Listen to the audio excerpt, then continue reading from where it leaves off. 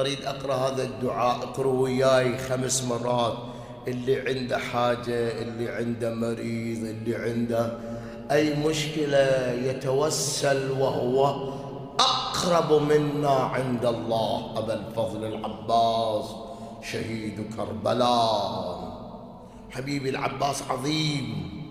الرواية تقول أن شهداء الجنة لما يرون العباس يغبطون على عظمته ومقامه، يغبطون على عظمته ومقامه.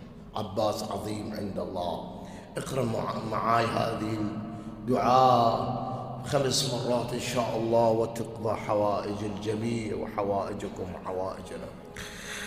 يا كاشف الكرب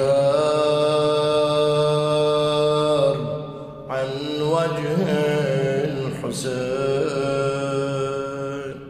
اكشف كربي بحق أخيك الحسين. نعم. يا كاشف الكرب عن وجه الحسين،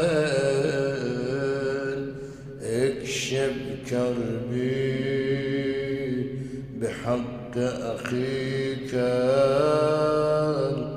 الحسين.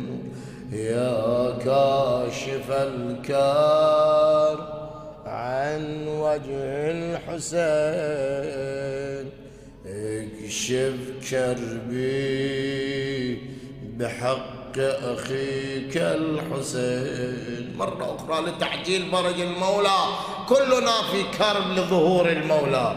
يا كاشف الكرب عن وجه الحسين، اكشف كربي بحق أخيك الحسين. يا الله اكشف كربنا، يا الله شافي مرضانا، يا الله اقضي حوائجنا.